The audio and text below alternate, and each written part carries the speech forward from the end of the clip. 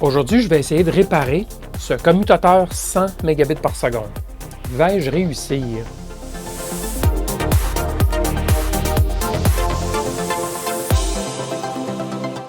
Bidouilleur, salut! J'ai effectivement ce commutateur, donc cette switch HP ProCurve 408. C'est une switch 10-100 mégabits par seconde pour réseau Ethernet, bien sûr. J'ai ça depuis peut-être une dizaine d'années. Ça date de plus longtemps, je l'avais acheté d'occasion. Et depuis quelques mois, le commutateur a développé un trouble intermittent. Ça fonctionne par période et soudainement, ça ne fonctionne plus, la connexion ne monte pas, ainsi de suite. Il y a quelque chose donc qui n'est pas tout à fait normal, ou en tout cas, c'est une intermittence. J'ai pensé qu'on pourrait regarder ensemble ce qu'il y a dans cet appareil, voir s'il y a quelque chose qu'on peut faire, ou si c'est foutu, parce qu'il faut le dire, ce genre de commutateur, là, ça vaut environ une vingtaine de dollars de nos jours, pas plus. Là. Alors, je ne dépenserai pas une fortune, ni je ne mettrai pas des heures de travail. Mais moi, je ne suis pas celui qui abandonne si vite. Je vais quand même regarder, voir ce que je peux faire pour le faire fonctionner à nouveau. Sinon, on passe à autre chose. Alors, on y va ensemble? Alors, voici l'appareil de proche. J'ai retiré le couvercle, bien sûr, pour qu'on puisse travailler. J'ai aussi retiré les vis parce que, bon, je pense qu'on va devoir regarder de plus près. Alors, c'est bien simple. Il y a 8 ports en avant et il y a 8 rangées de LED. Une colonne, je devrais dire, par port. Et bon, alimentation et faute. La LED faute, si vous voulez, problème, s'allume occasionnellement lors de la mise sous tension. Parfois, elle s'allume, parfois, elle ne s'allume pas. Donc, il y a définitivement une intermittence, ça c'est clair, et on va voir tantôt là, une intermittence de connexion, d'ailleurs. Alors, ce n'est pas un problème d'alimentation du genre oui, non, c'est-à-dire que peut-être qu'il y a un problème de bruit, mais en tout cas, il n'y a pas de problème d'envoyer l'alimentation jusqu'au régulateur, puisque l'appareil reste toujours en fonction. Il ne s'éteint pas si je bouge quoi que ce soit. Là. Donc, ce n'est pas un problème de connexion au niveau de l'entrée de l'alimentation. On va quand même vérifier le 3,3 volts, s'assurer qu'il est correct. On va vérifier le filtrage, le bruit, là, pour être certain que rien n'est excessif. Mais en tout cas, sinon, là, je ne crois pas que ce soit un problème d'alimentation. C'est une alimentation à découpage qui contient un LM2576 3,3 volts. Celui-ci, c'est un ajustable. Donc, ils ont probablement mis des résistances. On va vérifier, mais je suis pas mal certain que c'est du 3,3 volts compte tenu de l'âge de l'appareil, si je peux dire ainsi, qui date du tournant du millénaire, environ l'an 2000. D'après les dates que je vois un peu partout sur les éléments 99-45 ici, semaine 99-45. Ici, on a semaine 0, donc 2000, semaine 14, 0014, donc probablement ça a été fabriqué durant l'an 2000. Ici, regardez sur l'oscillateur, on a 0026, donc en 2000, semaine 26. Donc, ça a été fabriqué visiblement à l'an 2000. Alors, peut-être qu'il y a un bug de l'an 2000 dedans. Alors, je vais vérifier certaines petites choses. D'abord, ce qu'on peut constater, c'est que il y a deux types de masse. Il y a une masse châssis et il y a une masse logique. On s'attendrait, pour que le blindage soit bon, à ce qu'il y ait une masse châssis sur les cages ici, de connecteur RJ45. Et forcément, si on regarde en dessous, les cages sont soudées sur un plan de masse, ou en tout cas ce qui semble être une portion de plan de masse. Ceci dit, lorsqu'on se met à suivre avec un ohmmètre, par exemple, la masse ici, donc la masse, et on regarde les deux côtés de l'alimentation qui rentrent à l'arrière, puisque c'est une alimentation coaxiale, on s'aperçoit qu'il n'y a aucune continuité. Il n'y a aucune continuité, ni avec un côté, ni avec l'autre. Ce qui nous dit donc qu'effectivement, il y a une mise à la masse logique. Vous voyez, je touche ici les condensateurs, l'emplacement de condensateurs, ici, qui n'y sont pas, mais quand même, le côté positif est ici. On s'attendrait à la masse. Donc ici, c'est du filtrage en entrée. Et je mets ma connexion de l'ohmètre sur la cage et il n'y a strictement rien. Donc clairement, il faut faire attention. C'est quelque chose à noter. Il n'y a pas toujours qu'un seul plan de masse. Donc si vous faites du déverminage, soyez attentif à ça. Parce qu'ici, on a un cas clair où il y a du blindage, mais le blindage n'est pas associé nécessairement à l'alimentation directement. OK? Ceci dit, on peut s'attendre à ce qu'il y ait un condensateur qui va faire un pont entre les deux. Et je crois que ce condensateur se trouve ici. Et regardez ce qu'il a de particulier. J'augmente la lumière. Il est fendu. Mais il est ici tellement bien fendu, je vais essayer de ne pas bouger, que ça me donne l'impression qu'il a été scié tellement que c'est bien coupé. C'est droit, droit, droit. C'est partiel seulement. Je vous avoue, je suis un petit peu mystifié par cela. Un condensateur céramique de ce type, 1 kV par surcroît, qui aurait fendu par lui-même à cause d'une surtension, je suis un peu perplexe. Rien n'est impossible. Mais c'est tellement bien découpé. Il y a un léger angle. Ce n'est pas tout à fait perpendiculaire au condensateur, comme vous voyez. Mais c'est assez particulier. Alors, c'est un condensateur 1 kV, c'est marqué 1-1 kV. Je ne vois pas de 0,1 ou 0,1. Donc, 1 microfarad 1 kV, ça serait douteux. Qu'est-ce que c'est comme valeur? Je ne sais pas. Mais définitivement que c'est particulier. Donc, la première chose qu'on va faire, on va le mettre sous tension et on va vérifier le 3,3 volts. Alors, j'ai mis l'appareil sous tension et, vous le voyez sans doute, là, la LED de faute ne s'est pas allumée cette fois-ci. C'est une LED orange.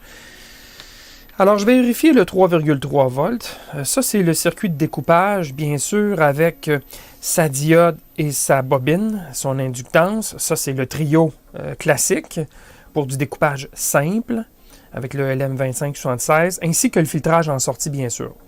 Donc, si on se prend à la sortie ici, on devrait être capable de mesurer la tension en question. Alors, la façon la plus simple de procéder, c'est d'y aller sur la face inférieure, ici, où on a les condensateurs de filtrage, juste ici, et on va être capable de faire notre mesure facilement pour vérifier la tension, et elle est de 3,33 volts. Donc, c'est 3,3 volts, c'est très bien, et on voit que les deux condensateurs, bien, je vérifie l'autre juste à côté, les deux électrolytiques, c'est aussi 3,3 volts, ils sont en parallèle. Pourquoi n'avoir mis deux, un de 470 microfarad, un de 1000? Probablement que les condensateurs plus gros auraient pris trop d'espace dans le boîtier, ils auraient été trop hauts et ça n'aurait pas logé dans le boîtier. Donc, ils ont préféré en mettre deux l'un à côté de l'autre. Alors, c'est comme cela. Alors, on sait que l'alimentation est solide et stable. Bien sûr, il n'y a pas de charge, il n'y a rien de connecté dessus, là, mais quand même, on a vérifié qu'il n'y a pas de trouble. Alors, ce que je peux faire aussi, c'est de mesurer la tension CA aux bornes du 3,3 volts à nouveau. Alors, ça va nous donner une idée, même avec le multimètre, ça va nous donner une idée s'il y a beaucoup de bruit ou pas du côté du filtrage. Donc, si les condensateurs commencent à être fatigués, bien, on le verrait. Alors, on a 74 millivolts. Ce n'est pas beaucoup pour un circuit, c'est 74 millivolts RMS, bien sûr, on s'entend. Il pourrait y avoir des crêtes beaucoup plus élevées, mais je ne crois pas que ça constitue un problème évident ici. Alors, je pourrais mettre l'oscilloscope dessus pour regarder aussi à quoi ressemble le bruit. Tout en se rappelant, par contre, que la masse n'est pas la même. Bien sûr, la masse ici se trouve à être flottante, ce qui ne serait pas en soi un problème. Ces blocs d'alimentation. Donc, j'utilise ici un bloc d'alimentation d'ordi, là. Je vous le montre là, comme ça. C'est un bloc d'alimentation isolé donc, du secteur. Donc, il n'y aura pas en soi, il n'y aurait pas de problème à connecter la masse de l'oscilloscope sur le côté négatif ici. L'ensemble de la plaquette viendrait se positionner au potentiel de masse de l'oscilloscope. Mais avec 74 millivolts, on va passer à autre chose parce qu'à mon avis, ce n'est pas ça le problème. C'est normal qu'il y ait du bruit lorsque il y a du découpage à 25, 50, 100 MHz et plus, qu'il y ait du bruit quand même sur l'alimentation. c'est voltmètre. Le multimètre est à une bande passante beaucoup plus que 60 Hz ici, 50 Hz.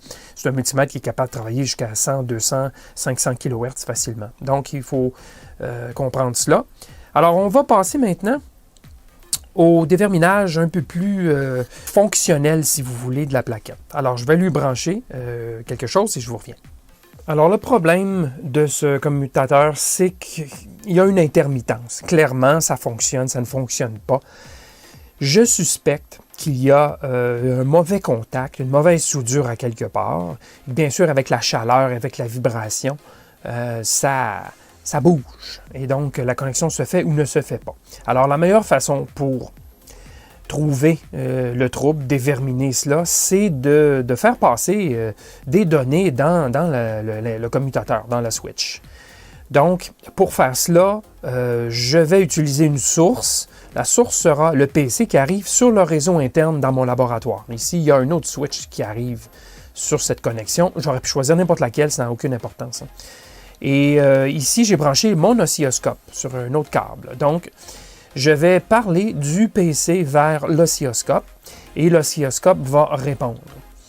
Alors, c'est la façon avec laquelle je vais procéder. Notez que l'oscillateur ici est quand même important dans toute la chaîne. C'est lui qui cadence la connexion ici Ethernet sans base T. Mais je ne suspecte pas l'oscillateur tout simplement parce que c'est une intermittence. Ce n'est pas comme s'il était mort complètement. S'il n'y avait strictement rien, j'aurais tout de suite vérifié l'oscillation de l'oscillateur à 25 MHz pour vérifier s'il est toujours là. Mais je ne crois pas que c'est l'oscillateur. C'est plutôt, à mon avis, un problème de connexion mécanique. Alors, on va rapidement le voir. Je vais utiliser la fonction ping qui est disponible sur Linux, mais aussi sur Windows. La fonction ping envoie un petit paquet d'essais, un paquet de tests. C'est connu, c'est un paquet qui s'appelle un paquet ping à l'adresse spécifiée ici. Et ça, c'est l'adresse de mon oscilloscope. Alors, je vais envoyer des paquets du PC vers l'oscilloscope et l'oscilloscope va répondre s'il voit le paquet ping arriver, il va répondre. Et on peut calculer, donc la fonction ping va calculer le temps que ça a pris pour que le paquet revienne. Alors, je vais initier la fonction ping, mais malheureusement, la fonction ping, par défaut, envoie un paquet à chaque seconde. Et ça, c'est un peu lent. Dans Linux, je ne crois pas dans Windows, mais dans Linux, en tout cas, c'est possible, c'est de lui fournir un paramètre additionnel, "-i", et le temps. Alors, j'ai mis 0,2 secondes. Il va donc envoyer 5 paquets ping par seconde, ce qui est beaucoup plus rapide si on se met à tordre la plaquette, peser sur les circuits intégrés. On va voir plus rapidement le résultat qu'un paquet par seconde. Un paquet par seconde, c'est un peu lent lorsqu'on pousse un peu partout. Alors, j'envoie la commande tout de suite. Et on voit présentement que, ça le dit bien, la destination n'est pas atteignable. Unreachable, donc n'est pas atteignable. Alors, remarquez cependant que les DEL ici clignotent à l'avant. Okay? À toutes les secondes, là, dans ce cas-ci, puisqu'il n'y a pas de réponse, vous notez là, que les paquets ping, donc, passent. Mais donc, ils sont vus par la switch, ou en tout cas une certaine couche de la switch, la couche physique, certainement, puisque ça clignote à toutes les secondes présentement. Mais au niveau logique, au niveau de la couche de routage, devrais dire de commutation, ça ne fonctionne pas. Alors, je vais commencer à peser un peu à gauche, à droite, ou en tout cas tordre la plaquette pour voir, voyez-vous, j'ai tordu en tirant le coin droit ici vers le haut, légèrement, et la connexion est montée. Et elle est redescendue, elle ne tient. OK, là, elle tient, voyez-vous, j'ai un retour de paquet à 5 fois par seconde. Mais si j'appuie un petit peu moindrement, ça coupe. Donc, quand je vous dis que c'est une intermittence, c'est clair. Il y a un problème de mauvaise soudure à quelque part, visiblement. Ça devrait être en continu, ça ne l'est pas. Bon, ça fait que là, est-ce que c'est ceci, il y a un gros dissipateur et évidemment la puce principale du commutateur est sous ce dissipateur. Alors, c'est à moi de trouver en poussant légèrement, en tordant, en tournant les pièces jusqu'à ce que je puisse avoir une idée de où ça peut se trouver. Alors, pour faire cela, j'aurais plutôt tendance à soulever et à maintenir une pression sous les composants parce que vous avez noté que si je tords la plaquette, ça s'est mis à fonctionner. Je le fais encore, là. Voyez-vous, ça fonctionne. Là. Mais ça ne me dit rien où est-ce que c'est, malheureusement. Toute la plaquette se trouve à être tordue. Donc, je dois localiser ou focusser la pression que je vais appliquer sur des endroits en particulier. Pour faire cela, je vais faire une contre-poussée, une contre-réaction sous les endroits où je pèse. Donc, je vais commencer par la puce ici à l'arrière et je vais peser dessus. Bon. Ah, il y a eu une réponse ici, voyez-vous. Si j'appuie ici, pas à l'avant, pas ici, mais ici, ça semble revenir. Bon. Je vais aller voir les autres. Oh, ben là, ça tient. Voyez-vous, vous voyez que c'est très fragile. Hein? Très, très fragile. Comme là, j'appuie sur l'autre à côté et ça fonctionne aussi. Voyez-vous, ce n'est pas nécessairement lié. Celle-ci, là, peut-être. Mais voyez-vous, ce n'est pas très consistant comme réponse.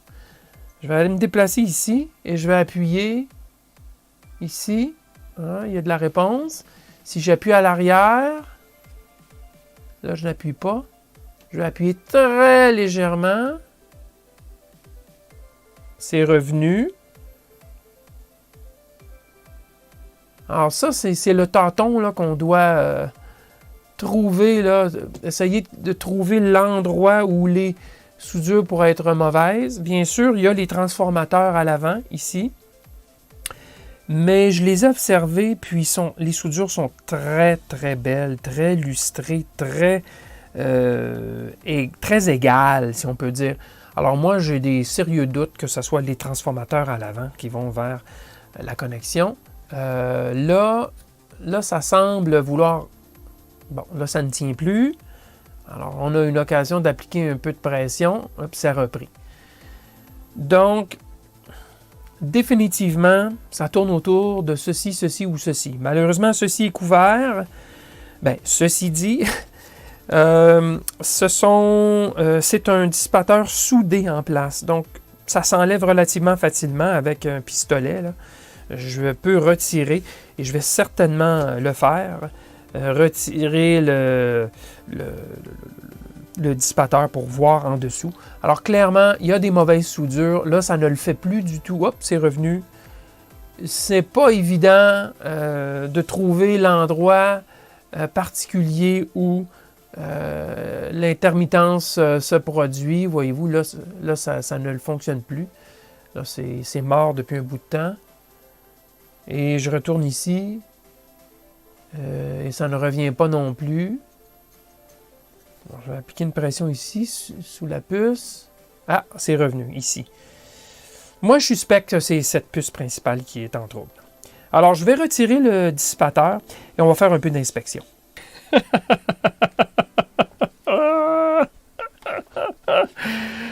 Ah, j'ai voulu vous le montrer. Alors, qu'est-ce qui s'est passé?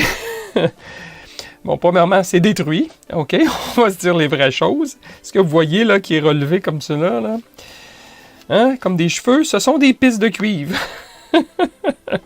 Alors, qu'est-ce qui s'est produit? J'ai dessoudé les deux broches. Ça s'est bien passé avec pistolet à dessouder, là, pas de problème. Par la suite, il fallait soulever le dissipateur. Et j'ai commencé doucement avec les doigts. J'ai bien vu que ça n'allait pas se soulever avec les doigts. Alors, j'ai amené un outil de prédilection, un petit tournevis. J'ai visé des endroits où il n'y avait pas de piste et j'ai commencé à appliquer un peu de pression, un peu de torsion sur le tournevis pour soulever, décoller le dissipateur de la pièce, bien sûr. Pourquoi? Parce que normalement, on s'attend à avoir des tampons autocollants des deux côtés, dissipateurs de chaleur, hein, comme de ce type ici, qui sont collés en place et qui restent plus ou moins flexible. Donc, normalement, avec un peu de torsion ou un peu de pression, un peu de force, ça décolle sans problème. Ou encore mieux, j'aurais pu m'attendre à avoir de la pâte thermique, qui, elle, reste plus ou moins visqueuse, même avec le temps. Puis sèche un peu quand même, là, mais on réussit à enlever le dissipateur. Mais non, c'était une espèce de tampon. C'était collé beaucoup, très collé. On voit la puce à l'envers ici, le tampon et le dissipateur. Et c'était bien sûr un boîtier BGA. C'était probablement dans les premières générations de BGA, il faut se dire les choses quand même. Là. On parle de l'an 2000 ici. Bon, quand je parle de première génération, peut-être environ depuis 5 ans, c'était utilisé les BGA, là, mais pas bien plus que ça. Il y avait visiblement un problème de soudure sur le BGA. Alors, ça aurait été difficile à réparer. J'aurais bien sûr chauffé avec un pistolet à air chaud, mais bon. Alors, j'ai continué, pour vous ramener à l'histoire, j'ai continué à appliquer un peu plus de pression. Et j'ai bien senti que ça allait demander un petit peu plus et un petit peu plus. Alors, j'ai continué à appliquer un petit peu plus. Et là, je savais que j'étais dans une zone danger. Mais comme je ne tiens pas vraiment à ce commutateur plus qu'il ne fallait, j'ai dit, je vais y aller un peu plus fort. Et je suis allé un peu plus fort et j'ai entendu un crac. Un crac. C'est tout. Alors, j'ai cessé de pousser plus fort et j'ai reconnecté le commutateur avec des tests ping et là, plus rien. C'était mort. Donc, là, j'ai dit, ouais, OK, c'est mort, je vais m'occuper de toi, moi. Alors, j'ai mis toute la force voulue, sachant que j'avais essentiellement détruit la plaquette. J'ai dit, on va regarder ce qu'il y a en dessous. Et puis, ben, la puce, le boîtier restait collé au ruban et tout élevé. Les pistes se sont toutes arrachées. Les îlots se sont arrachés. L'ensemble s'est levé. Et bien, vous voyez le résultat de tout cela. Bien sûr, c'était volontaire à la fin. Là, je suis allé plus fort que j'aurais dû. Je serais, normalement, en voulant sauver la plaquette, je ne serais jamais allé jusque-là, là, bien sûr. OK, mais je voulais vous montrer quand même. J'ai dit, l'enfant, je vais m'en occuper. Et c'est ça que j'ai obtenu. Donc, la morale de l'histoire, c'est que tous les circuits ne sont pas nécessairement réparables. Vous en conviendrez avec moi. Mais je me suis bien amusé en voyant le résultat. J'étais tellement curieux de savoir ce qu'il y avait en dessous du dissipateur que j'ai pas pu résister. J'ai forcé au nom de la curiosité. Mais est-ce que j'aurais pu réussir à décoller l'interface thermique autrement? Bon, c'est beaucoup de si j'avais su, puis avoir su, peut-être que j'aurais pu utiliser de la chaleur. Mais c'est pas certain. Parce que de la chaleur, il y en a eu pendant 20 ans dans ce commutateur, cette switch. Il faut savoir que le dissipateur vient assez chaud. En tout cas, il venait, je vais parler au passé, il venait assez chaud à l'intérieur. Donc, l'adhésif là, a eu le temps de perdre toute son élasticité, donc de cuire, si je peux dire. Avec peut-être encore plus de chaleur, peut-être on aurait pu réussir. En tout cas, c'est pas aujourd'hui qu'on va le savoir. Ah oui, j'ai utilisé la pression mécanique pour tenter de localiser la faille, mais j'aurais pu tout le temps utiliser la chaleur modérée avec un fer chaud, soufflé, là, un pistolet à air chaud, même un séchoir. Mais surtout, encore plus efficace, c'est d'utiliser le froid. Avec une bombe à aérosol de froid liquide, là, si vous me permettez l'expression, on peut diriger très précisément où on applique le froid et donc causer une contrainte mécanique, ce qui peut rendre la localisation de la panne beaucoup plus facile. Je l'ai déjà fait. J'ai déjà utilisé cette technique dans une vidéo précédente qui date d'environ 1 an, je dirais, celle de la réparation de ma radio VHF-UHF Yaesu. Donc, je vous fournis le lien dans la description ci-dessous vers l'autre réparation. Si vous êtes curieux, allez la voir. Alors, j'espère qu'à défaut d'avoir réussi à réparer, que cette vidéo vous aura été divertissante quand même. Comme vous l'avez constaté aujourd'hui, on ne réussit pas toujours nos réparations, qu'on soit expert ou pas. Mais ces vidéos d'échecs, je les publie tout de même pour être certain que vous puissiez tirer des avantages et aussi une leçon, des expériences, que ce soit positif ou négatif. Alors voilà, merci et à la prochaine.